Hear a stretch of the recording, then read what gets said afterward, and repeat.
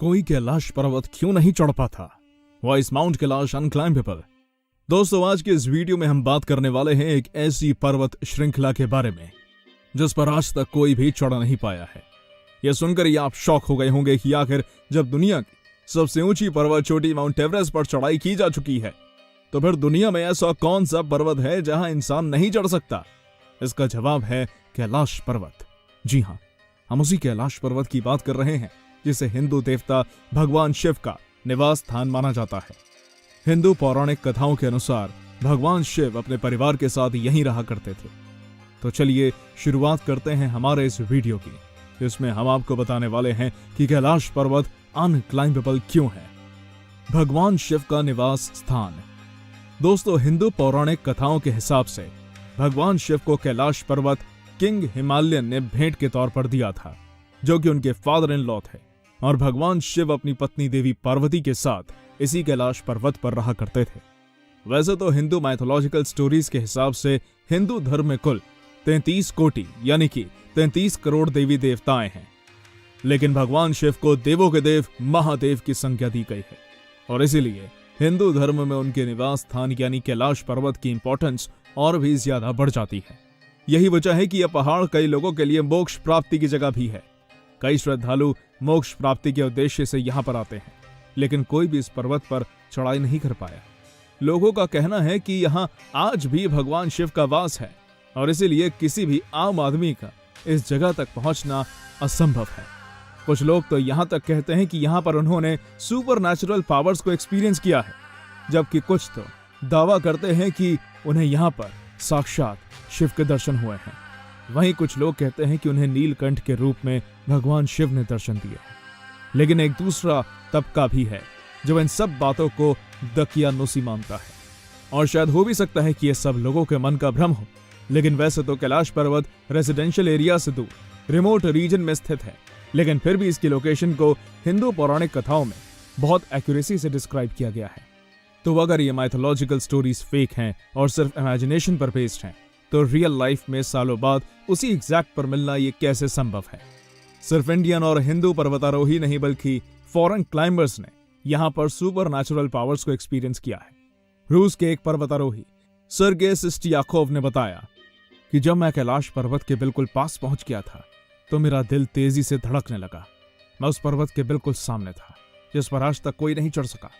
लेकिन अचानक मुझे बहुत कमजोरी महसूस होने लगी और मन में यह ख्याल आने लगा कि मुझे यहाँ और नहीं रुकना चाहिए।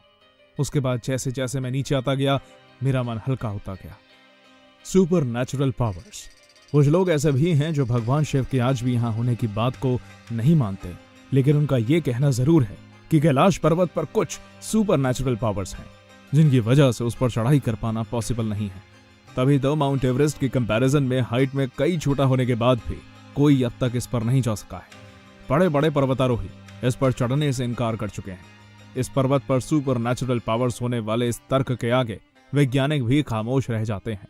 ऐसा नहीं है कि किसी ने भी कैलाश पर्वत को क्लाइम करने की कोशिश ही नहीं की।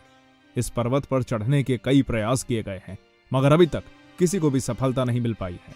कुछ लोग इसके लिए मौसम को जिम्मेदार ठहराते हैं। उनका कहना है कि मौसम की वजह से यहाँ पर कोई भी पैर नहीं रख पाया है, यानी ऊपर जाने पर मौसम ह्यूमंस के सर्वाइवल के लिए बहुत टफ हो जाता है, और इसलिए कोई इसके टॉप तक कभी नहीं पहुंच पाया। कई लोग ये दावा भी करते हैं कि यहाँ कुछ ऐसी पावर एग्जिस्ट करती हैं जो आपको दिशा भ्रमित कर देंगी। यहाँ पर नेविगेशन बहुत मुश्किल है और लोगों को दिशा का भ्रम हो जाता है। लोग डायरेक्शन ही समझ नहीं पाते। ऐसे में किसी अनजान जगह पर बिना डायरेक्शन के जाना कितना खतरनाक हो सकता है, ये तो हम सभी जानते हैं। इसलिए लोग आधे रास्ते जाकर ही कैलाश पर्वत से लौट आते हैं, और लोग इस दिशा भ्रम के लिए सुपर नेचुरल पावर्स को जिम्मेदार मानते हैं। आपको क्या लगता है, क्या सचमुच कोई ऐसी सुपर नेचुरल पावर्स हो सकती हैं जो इस पर्वत पर जाने वाले क्लाइंबर्स को दिशा से भटका देती हैं? अपना जवाब हमें कमेंट करके बताइए। रहस्यमय पिरामिडों से मिलकर हुआ तैयार। बहुत से लोग तो कैलाश पर्वत को पहाड़ ही नहीं मानते। यहाँ तक कि यह भी कहा जाता है कि यह कोई नेचुरल स्ट्रक्चर नहीं है बल्कि ह्यूमन मेड है। ये एक तरीके का पिरामिड है। दावा तो यह भी है कि यह दुनिया का सबसे बड़ा ह्यूमन मेड पिरामिड है, लेकिन इस बात को अभी तक साबित नहीं किया जा सका। वहीं रूस के ऑप्थेल्मोलॉजिस्ट अर्न्स्ट मुलाद्वेश ने कहा था कि कैलाश पर्वत कोई प्राकृतिक ढांचा नहीं है, बल्कि एक पिरामिड है जो सुपरनैचुरल ताकतों की वजह से बना है। उनका कहना था कि कैलाश पर्वत 100 रहस्यमयी पिरामिडों से मिलकर बना है।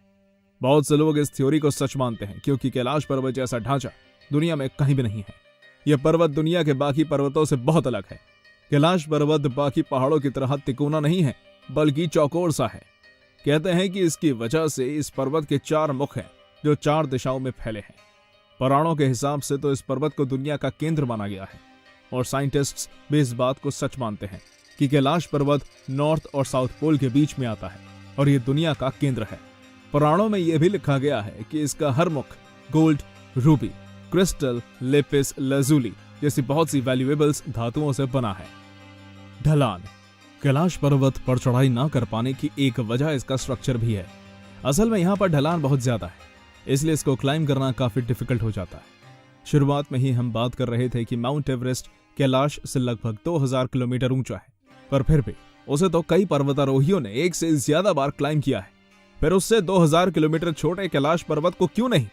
हालांकि इसके लिए कई माइथोलॉजिकल और सस्पिशियस रीजंस हैं, लेकिन इसके साथ ही एक जियोग्राफिकल रीजन भी है जो पर्वतारोहियों को कैलाश की चढ़ाई चढ़ने से रोक देता है, और यह वजह है इसकी ढलान।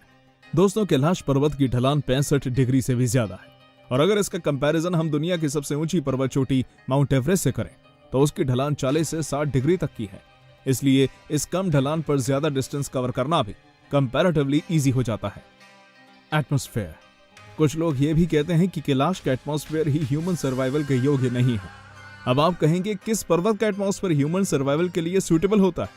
हाइट पर जाने पर ऑक्सीजन रिड्यूस होगा ही और टेम्परेरी ड्रॉप भी होगा, लेकिन कैलाश पर्वत के बारे में जो दावा किया जा रहा है वो आपको हिला कर रख देगा। मीडिया रिपोर्ट्स के मुताबिक एक पर्वतारोही ने अपने किताब में लिखा था कि उसने कैलाश पर्वत पर चढ़ने की कोशिश की थी, लेकिन इस पर्वत पर रहना असंभव था क्योंकि वहां शरीर के बाल और नाखून तेजी से बढ़ने लगते हैं।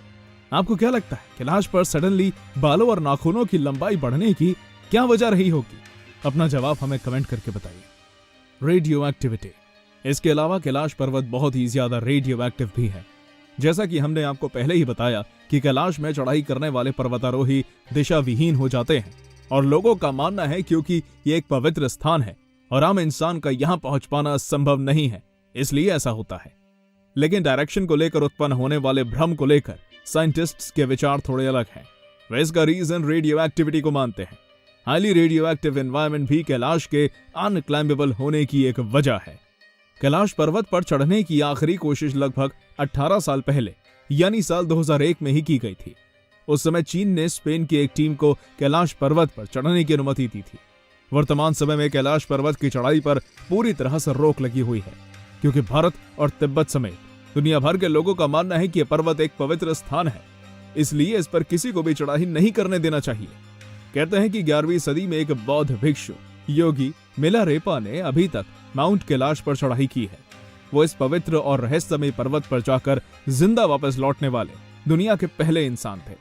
इसका जिक्र पौराणिक कहानियों में भी मिलता है। हमारी ये जानकारी आपको कैसी लगी? अपने विचार हमें कमेंट करके बताइए। ऐसे ही अन्य इंटरेस्टिंग फैक्ट्स जानने के लिए हमारे चैनल को सब्सक्राइब करना मत भूलिएगा। धन्यवाद।